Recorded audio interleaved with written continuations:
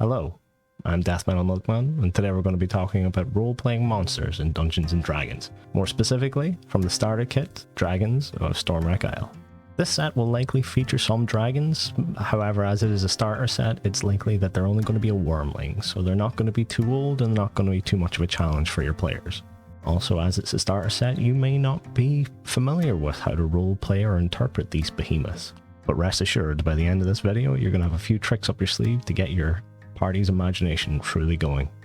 From the cover of the starter set, we can assume that it is going to be a blue dragon that we are going to be playing, and because it is a starter set, as I said, it's not going to be a very old dragon, it's going to be a wormling most likely. Wormlings are normally between 0 to 5 years old, and don't worry, they mature much faster than humans, so it's not as if we're going to be attacking a baby here. Dragons are ferocious no matter what age.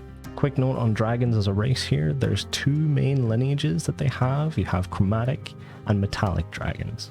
Metallic dragons tend to be good, noble dragons, whereas chromatic tend to hoard and have an ego.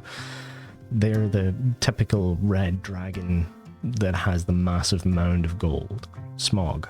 Easy way to remember it is much like the music, metal. Metal dragons are good. Dragons also have an innate ability to cast spells or certain attacks or be immune to certain attacks due to their heritage or their lineage. Back to the starter set. Blue dragons fall on the chromatic side, which means they aren't exactly noble creatures. Particularly the blue dragons, they tend to be evil, driven by personal gains, beings of pure greed, and innate feelings of superiority and believing that they are the apex, they are the peak of their existence, and all creatures below them exist purely to serve them. They are extremely vain, so they may be prone to a bit of flattery before they would crush their foes. However, their vanity really does not allow for them to be insulted. They are large and in charge, and anything that would dare challenge them must be ferociously and brutally put in its place. With their vanity, they do covet anything blue, particularly sapphire, so if one of your players is clad in blue or something of the kind, let the dragon maybe say something or a passing comment on it like, "Oh, you praise my heritage," or "You come here praising my ilk." Now, a little bit on the mechanics here is blue dragons are one of the few dragons that can burrow, so say you've got a particularly strong party, maybe have them burrow into the side of a cavern so they can't be flanked. They also have a nasty habit of burrowing into the cavern walls, collapsing them on top of their intruders, and then coming back once they've been suffocated, dealing with their bodies and then moving their hoard elsewhere. As I mentioned earlier, dragons have associated attacks or resistances. Blue dragon wormlings particularly have a lightning attack that shoots forward for 30 feet and 5 feet wide, and it does some serious damage to anything in that line. This also means that they are immune to lightning damage. Maybe let your players find that out the hard way if they've got lightning attacks. Remember, these elemental attacks do recharge as they are taxing on the dragon, so try and play that out a little bit. Blue dragon wormling is a medium creature. They're normally lawful evil, which means that they are about as tall as a human, but obviously bulkier, so they take up a bit more space. They have a fly speed of 60 feet, so that moves your combat from surface to air, makes it a bit more challenging, but it also gets your players thinking about how they should attack or how they should take on this beast. They have blind sight, as do all dragons, but as they're a wormling, it's only for 10 feet, which means a particularly stealthy party may get in a good position to ambush the dragon. At this age, dragon wormlings only speak Draconic, so maybe reward your players who took that language at character creation with a bit of particular roleplay with them. Give them the chance to stretch their legs if they haven't been too vocal at this point.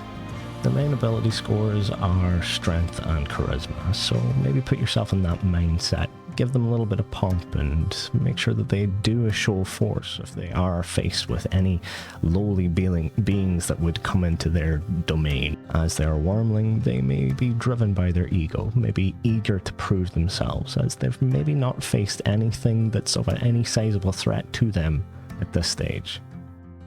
They may indulge flattery, but follow it with a brutal show of force.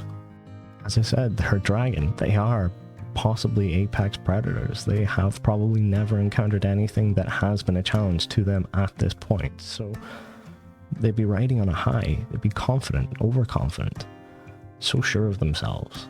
Lean into that. If they encounter a party of ragtag adventurers meddling in their lair on their territory, they would never believe these lowly humanoids would be any danger to them. Something you may want to make note of here is in one of the earlier publications, I believe Ed Greenwood referred to dragons or described certain dragons as cat-like. Think about it, they sit around all day on a mass of items that they find pure joy in, without a care in the world, as though they are the apex predator in that territory. They believe lowly humans to be their servants, only tolerating them for so long as they actually are entertained with them, then they rid themselves of them. Move away, as though they're no longer needed. Couldn't be my cat. If the party are attempting a stealthy ambush and they fail, have the dragon maybe swing their tail from side to side as if attacking some unseen foe. Maybe have them claw at some mounds or rocks or stones around them with now seemingly elongated claws, more ferocious. I hope this helps you to embody the blue dragon of Stormwreck Isle. And always remember, it's your campaign, it's your rules, it's your particular story.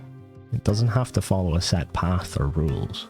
The old rule of cool still applies, and it still supersedes any Dungeon Master's Guide or any player's handbook. Enjoy. See you next video. Take care. I'll have to go with that.